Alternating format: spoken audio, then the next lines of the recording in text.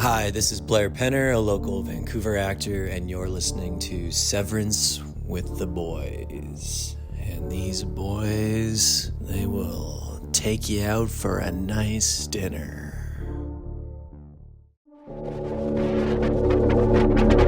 Let's get this party started.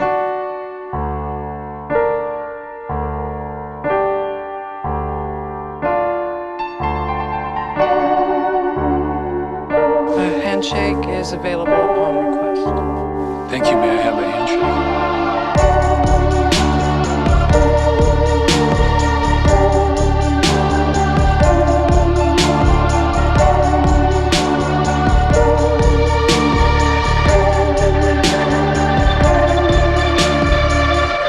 Every time you find yourself here, it's because you chose to come back. Innies, outies, shake it all abouties, welcome back to the penultimate episode of Severance with the Boys, the podcast where we would never give you raw eggs for breakfast.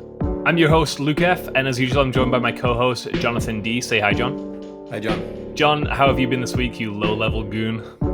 I've been gooning about just driving people to places where I don't ask where, just I don't want to know these kinds of things, but otherwise, pretty golden. Yourself, Luke? I'm good, mate. We're 9 weeks into this thing, so yeah, we're getting there. We are. Massive thanks to local heartthrob Blair Penner, who recorded an intro for us for the podcast this week. Blair has been in Supernatural, Hallmark movies, a bunch of stuff in Vancouver.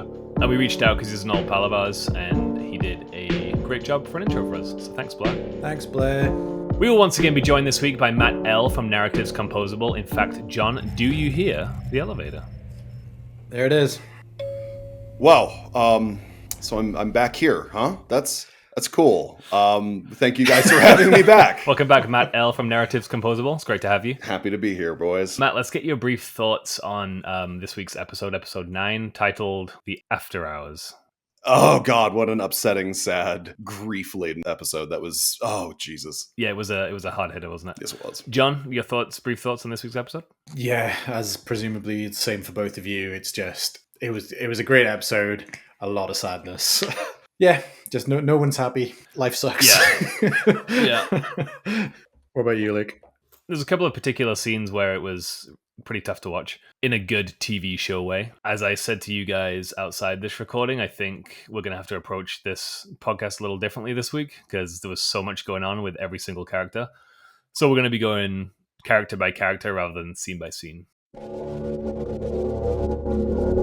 So, boys, I did get to sit down this week with Seth Milch, and I recorded an interview with him. So I'm going to play that for you guys now. Seth Milch, welcome to the podcast. I'm a huge fan of yours. That's enough. Okay. I was just trying to say I enjoy your work. I apologize. Yeah, it's fine, I guess. Hey, we hit 250 subscribers this week. Congratulations. Yeah, thanks. Lay the game on the table. My Nintendo Switch. Why? It's mine. You are my subordinate, and this behavior constitutes insubordination. Listen, dude, I don't even work for you, man. I just wanted to interview you, but you're kind of being a dick. I'm sorry. All right, well, I'm gonna head out. Thanks for this, I guess. A shuttle will pick you up at dusk. Again, man, I don't work for you, and I drove here, so see you later. If you ever stop doing those, you're dead to me. That was my interview with Seth Milch. It didn't go as expected, but still, thanks, Seth, for being on the podcast. Okay, we're just going to briefly recap episode 9 of season 2 of Severance, The After Hours. We open with Hell and E taking a swim at the Egan compound before eating a questionable diet of 1/8 of a boiled egg. Creepy Jane is being as weird as ever and sadly proclaims, I wish you'd take them raw. in regards to the eggs. Miss Huang's time at Lumen has come to a premature end because Milchick is just about done with this baby shitting bullshit. But before sending her on her way, he has her smash her favourite toy in front of him. Legend. Gretchen, meanwhile, confesses to Outie Dylan that she cheated on him with Innie Dylan. This is a complex situation. Either way, Dylan's pissed. Who is Radar the dog looking at so fearfully? Oh, it's Bert, who's just broken and entered his way into Irv's house. I'm starting to think calling the police just isn't an option in here. Either way, it seems Bert is indeed a fuck, and takes the lads out for a drive. Oh look, it's the world's creepiest voyeur, Dr. Mauer, and he's wondering why Cold Harbor isn't ready yet. Outside, Mark and Devon take a scenic drive to meet Cobell. Mark is conscious and looking like he just woke up from a week-long rager. Mark's phone rings. It's Milchek, but there's no way he's answering that, not yet. Helly busts into Milchek's office and slaps him with some disrespect. She wants to know where Mark is and why she's at work all alone. In a real heart-wrencher, Gretchen breaks up with Innie Dylan in fear of pissing off Auntie Dylan even more. As she leaves, Dylan lets out a scream which definitely caught me off guard. Mark, Devin, and Cobell meet in the woods. Cobell asks Mark how he's doing, and he responds, "Oh my god, so good." Mark is livid after Cobell suggests completing the Cold Harbor file will kill Gemma. Meanwhile, back in sterile hell, Helly heads to the break room and finds Irv's map. In a really intense scene, we learn that Bert used to essentially be Lumen's fix-it guy. It seems like he's going to dispose of Irv and noted good boy, Radar. Depressed Innie Dylan decides he's done and fills out a resignation request in Milchek's office, while delivering another metric fuckton of disrespect Seth's way. How much more can Milchek take? Okay, stop the recap music. Are we ready for the greatest scene in Severance history? It's the Milchek rebellion arc that we've suspected was coming all along. As he is pressed and taunted by Drummond, Milchek snaps and says this. Devour feculence. And what does that mean, Seth? It means eat shit, Mr. Drummond. I love you, Seth Milchek. You'll be dancing again in no time.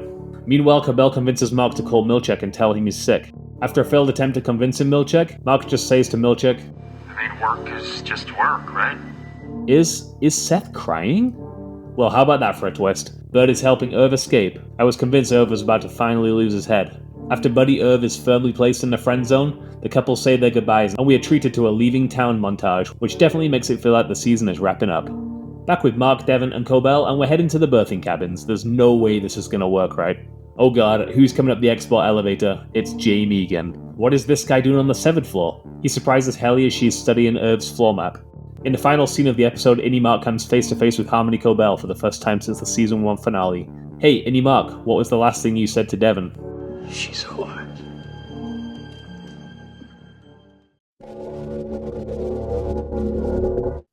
We're going to do things a little differently this week. We're going to go character by character in order of appearance, as far as I can remember anyway. Let's start with Helly/Helena. We can lump them in the same category there. Matt, what do you have for Helly's character this week? I feel like Helly this week she kind of a little bit background. She's more of like the B story, but really impactful. And I saw somebody, I forgot their username on Reddit, but I saw somebody say like, of course Helly's always in a bad mood. Her outie is making her swim fucking miles and then feeding her 1/8 of an egg every morning.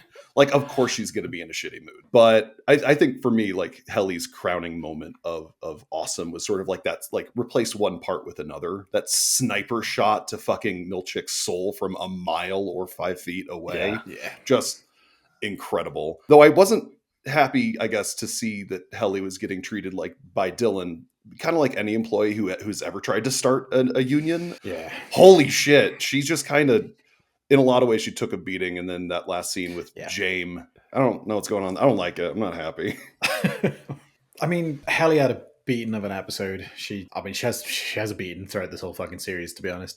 But this episode, it focused on her, even though she's the B story, but it just showed how every part of her life sucks right now, Innie and Outie. Just the start, obviously, with James watching her eat a part of an egg, wanting her to eat it raw, and just sucked.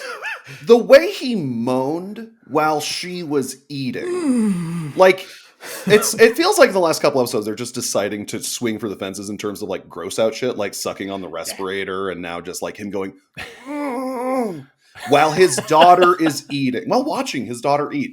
Like swinging for the fences with the gross out freak shit, like in the prologue of the episode, not even in the narrative proper. I think the whole taking it raw is a reference to Kia's favorite breakfast, where he has 3 raw eggs for breakfast and all that kind of weird shit. But it's still weird to have your dad whine at you and then mutter, "I wish you'd take it raw."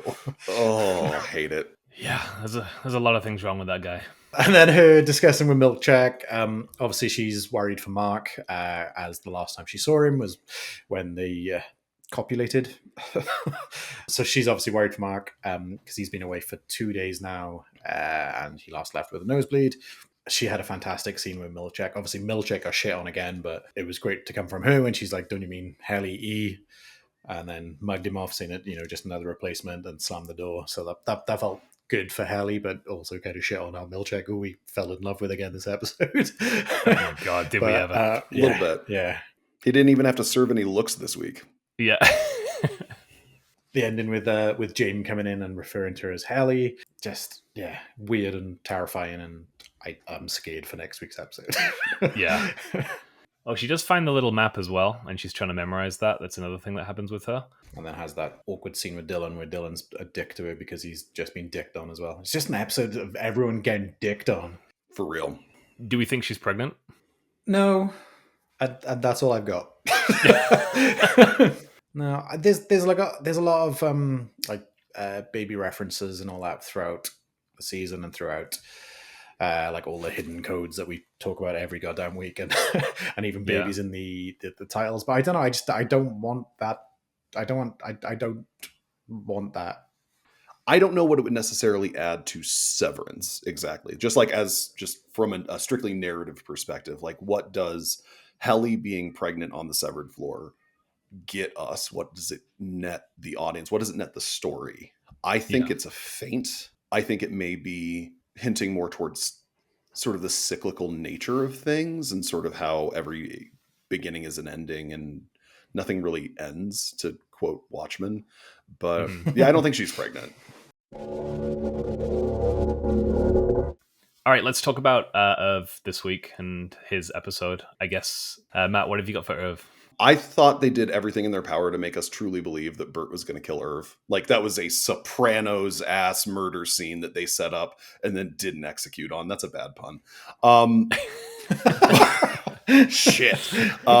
But it was wrenching, right? Like, this whole episode for me is just like a loss and grief and like what happens in the aftermath and the crushing, just like, I'm ready, we can't. It rips your fucking guts out. And then the handshake and buddy, are you fucking kidding me? Like, I'm just like, just let him kiss. Just let them just have one moment is all I'm asking for. And nope, Irv gets on a train. He did look content in the end. But it was one of those content looks where, it's like you've accepted you're going to die. I know he's not going to die. Stages of grief, man. John, what do you got for Irv? Like, their whole conversation, like as Matt was saying, it was terrifying, but also loving to a degree, because you could see that Bert was still, like, even though it was terrifying to come home to somebody sitting in your house. So that's obviously terrifying, and you're like, fuck, what's going to go on here? But then it turns out that Bert's actually, has feelings for him and doesn't want him to quote unquote die, so he's just taking him away, but not away. Not to the back of the woodshed. No, not to the back of the woodshed. And then it's just it's so heartbreaking when they're leaving each other in the train station, because it's the parallel from the scene of them amongst the plants where when they're head against each other, and it's Irv saying, I'm not ready, and then this time they're in the train station, heads touching, going, I'm ready, I can't. And you're just like, this sucks, man. Just be together. Just be a happy old couple and just have the best time together and stop breaking my heart. I will also say that this scene, this little storyline, kind of backs up my theory from the other week, John, about how, I think it was during your episode actually, Matt, how love transcends Severance, because they're remembering like the connection they had somewhere deep in there. Yeah, you sever the brain, not the heart, right? That's lovely, Matt. That was poetic. I like that. Thank you. Okay, Dylan had quite the episode. Let's talk about that, Matt. What do you think of Dylan's episode? Just from an artistic like performance perspective, Zach Cherry killed it this episode. Broke my fucking heart. The ring, the tears, not like he's not like the tears in his eyes that aren't spilling over, the scream. You guys know the scream. God, the scream. Oh God. I had this feeling watching that scene with Gretchen leaving, like, and I have it in my notes. What's happening to Innie Dillon is literally a torture they'd put someone through in hell. Here's someone that you're in love with and you feel things for them. And now they're just leaving after you see him, 3 times. And the only recourse you have is, I guess, suicide. Shattered me. Yeah, it's a rough one. John, your thoughts on Dylan's episode? I just got really sad again.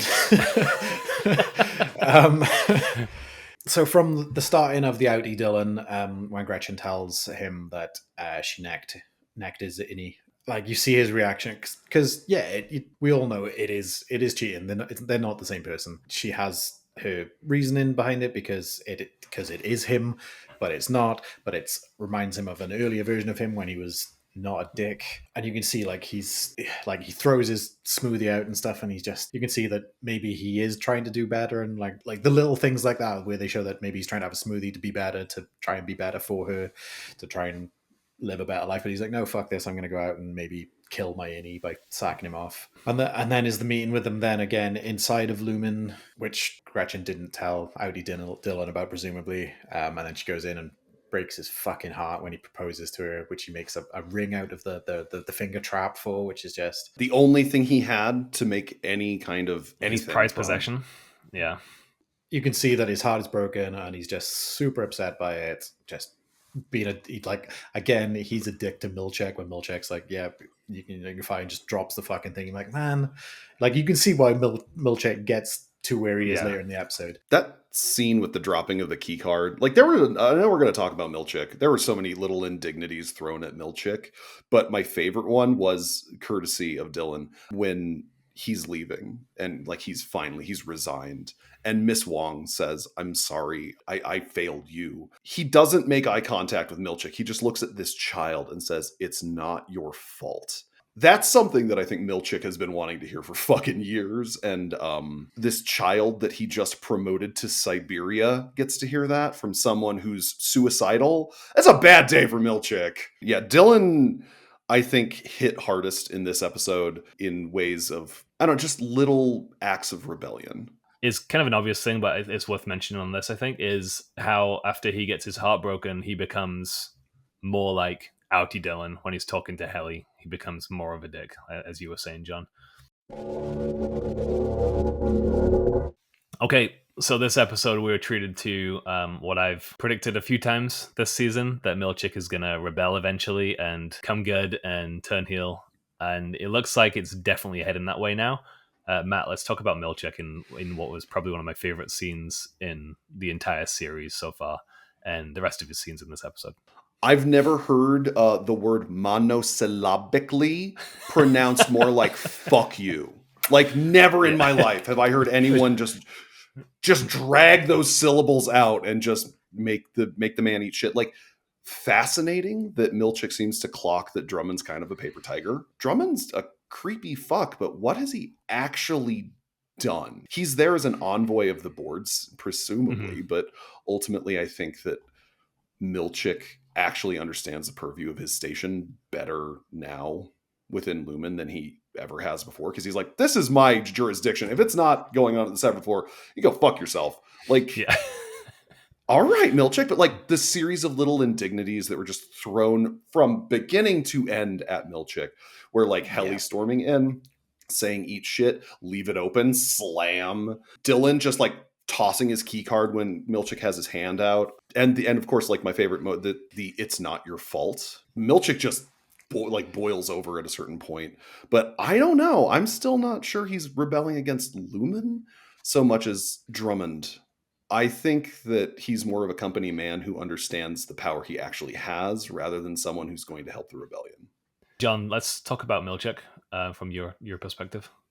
To touch on everything that we've just been through again. Milchek had a absolute paste in this episode. Everyone was a dick to him. Begun by taking out on Miss Huang by sending her off. He got a pasting from Helly, slamming the door. He had a pasting from Dylan, just dropping shit. And then obviously the good scene with Drummond being a dick, and Milchek finally going, no one's give a fuck about me all day. I've had a paste in, eat shit. I look after the 7th floor, you look after the outside. Don't come to me if Mark's fucking not coming in. This isn't a me problem, this is a you problem. And then the scene where Mark's calling him, and and it's beautiful because you can see Milchek going, I need to get Mark in because I've had a bit of a paste in, but I still need to try my hardest to get Mark in. Where are you? I'll send a car. I'll do anything to get you should be looked after by Lumen. And then you can see the humanity come through him when Mark says, man, it's just I need a fucking day. I just need some time off. And you can see Milchek, just like as you said, Matt, he does a turn and he's just like, I get it. The tear coming down, he's like, the empathy just coming through him is like, I get it. Just promise you'll be in tomorrow. This is not what you call tightening the leash. This is the last roar of the perhaps the leash being tightened and then Milchick is just done. We've never seen Milchick cry before, have we? No, not even close. No. I was convinced for half of season 1 he was a robot, to be honest. So I can see that. has anyone in the history of this show had character development like him? It's insane. Like, think about back to episode 1 and how much has happened between now and then. I saw a scene on a recap yesterday where it's him showing Helly around when she's getting the chip installed in season 1, and he's like so happy and so bouncy and like confident, and now he's just like, even his wardrobe has gone completely black and he's just like focused. I don't know the word for it, but he's locked in. I really wish we'd had a Milchick backstory episode this season. That's one thing I was hoping for. Maybe we'll get it in season 3. Yeah, we got to. That would have been great.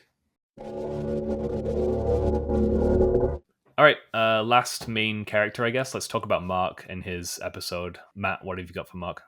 Oh man, I mean, oh my god, it's so good. It's wild to see Mark sort of mid reintegration, because like we were getting a moment with any Mark at the end, but ultimately just falling the fuck apart. And I don't know, I've like a lot of how I sort of viewed this episode is like through the stages of grief. You have denial, anger, bargaining, depression, acceptance all over. Everybody kind of comes to acceptance at the end, but Mark is, I think, Mark and Helly are kind of the centers of anger in this episode. Mark is, I think, as pissed as we've ever seen him and just done. Like, my wife's being held captive by Lumen, and I just had brain surgery in my basement. Like, that tells you everything you need to know about how Mark's doing this fucking week. John, what do you got on Mark this week? Yeah, just touching from what Matt was saying, just Mark just not having a good time explaining to us all that I'm in a bad way because my presumably dead wife is alive and I've just had brain surgery in a fucking dank ass basement. I'm not in a good place. And now all of a sudden my neighbor / boss is here.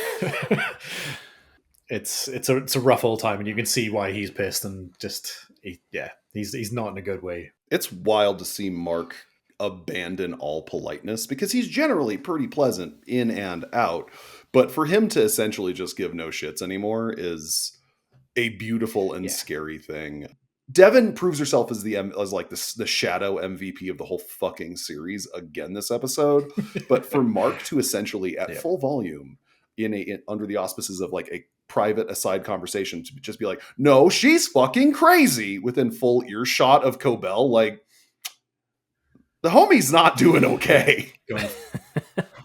I wanted to ask you guys, like, what is the general consensus on what reintegration is? Because I figured it was blending the two innie and the outie into one thing, so the innie could remember the outie and the outie could remember the innie.